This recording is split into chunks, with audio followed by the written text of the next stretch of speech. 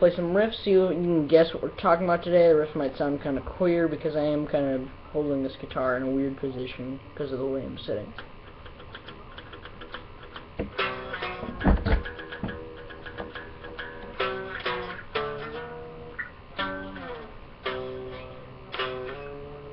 There's one, and if you didn't get that, you might get this one.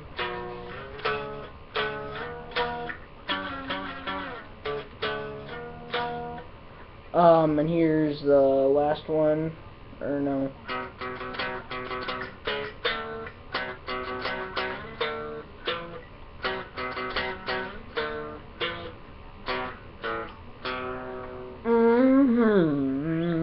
And everyone will recognize this.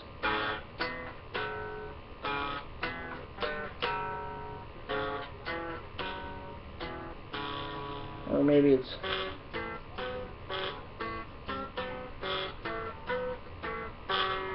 I'm sorry about that weird rattling noise. I really need to restring my guitar.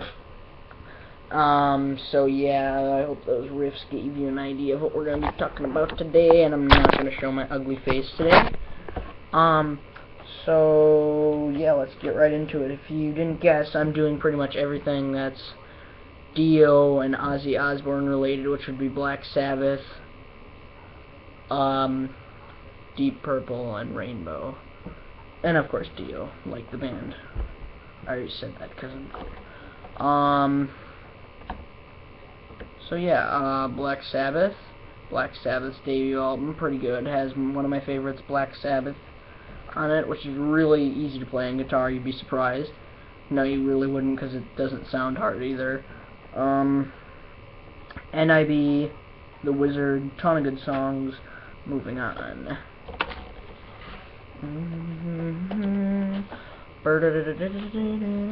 Paranoid. Everyone's gotta have this in their collection, even if they don't listen to metal music, because it's a classic album. What can I say? It's got Iron Man on it, like, seriously. And it also has, like, Paranoid on it, and, like, Electric Funeral, and, like, Planet Caravan, and, like, War Pigs. Yeah, moving on to my favorite Black Sabbath album. Can you guess it? Is it Volume 4? Is it Master of Reality? Is it, Sabotage? Technical Ecstasy? Is it Heaven and Hell? It's Master of Reality. I wish I had Heaven and Hell, but, sadly I don't. Master of Reality. I really like Master of Reality. So, yeah, it has, the first song that I played, Children of the Grave. If you could hear that, if you could hear the palm muting, I will be bringing an amp up here when I do these videos, or I might do them downstairs, but I'm going to play them through an amp. But it is like, it's 12 at night and everyone's sleeping. So, moving on to probably one of my least favorite albums with Ozzy, with Vocal Duties and Sabbath.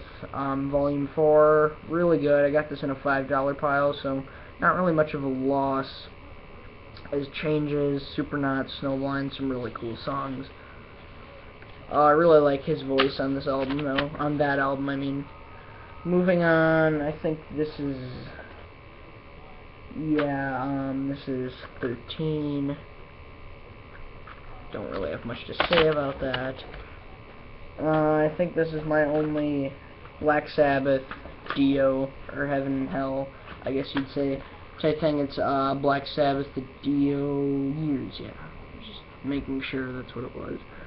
I got this because I couldn't find Heaven and Hell anywhere, and whenever I saw the Mob Rules, I didn't have the money to buy it, so, because I always found Mob Rules in the $5 pile. So yeah, this has some cool songs on it. This does have 3 new recorded tracks. So yeah, this has Heaven and Hell, Neon Nights, Voodoo. I just really wish it had, I don't remember what it's called, something to do with Southern Cross. I think it's called, yeah, The Sign of the Southern Cross, which is from Mob Rules. I wish it had that. I really like that song. I was so lost at what to say because I was thinking that was the name of the Slayer song from South of Heaven, but it's Sign of the Crooked Cross. Okay, now getting into some other Ozzy stuff. I know I mentioned this before, Blizzard of Oz, so I'm just going to do it quickly. I just thought that'd be the only... never mind. Diary of a Madman, probably my favorite Ozzy album. It has Tonight, that really cool bass intro by Baba Deasley. Believer, the really cool drum intro by, I don't know what his name is, but I'm gonna say his name is Tommy.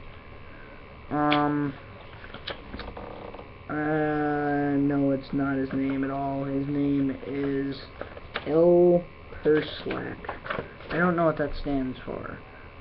I'm just gonna say it's Lee Kerslake. So yeah, yeah, that's Believer. Has a really cool drum intro. Oh, I'm sorry, not Believer. Believer is the one with the bass intro, I believe, and Little Dolls is the one with the drum intro. Sorry about that confusion. Okay, now let's move on to my other Ozzy albums.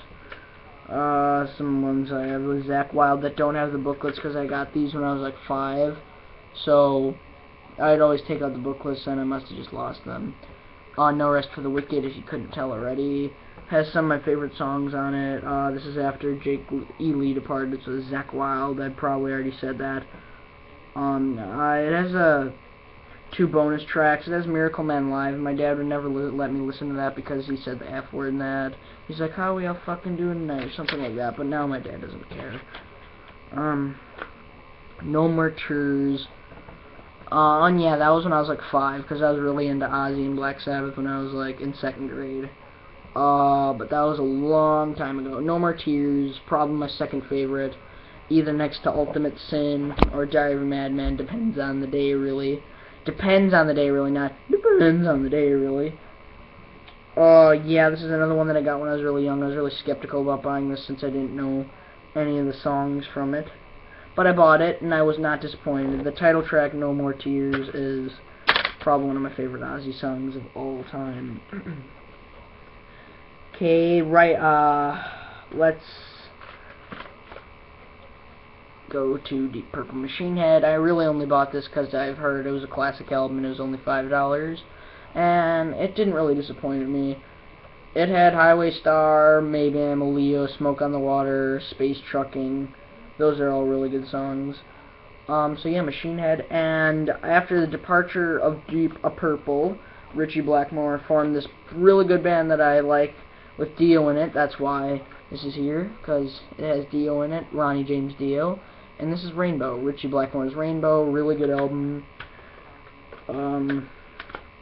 Rainbow Rising. Another really good album. This one's probably my favorite, because it has like Gates of Babylon and Long Live Rock and Roll. And Kill the King, if that's the song that I'm thinking it is.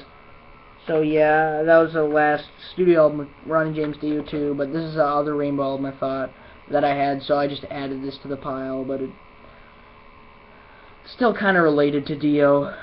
So yeah, this is kind of a queer album. Actually, I take that back, I've never actually listened to it fully through. And my final CDs, Holy Diver. Not much to say, great album. Stand Up and Shout, Holy Diver, Don't Talk to Strangers, and Rainbow in the Dark. What else can I say?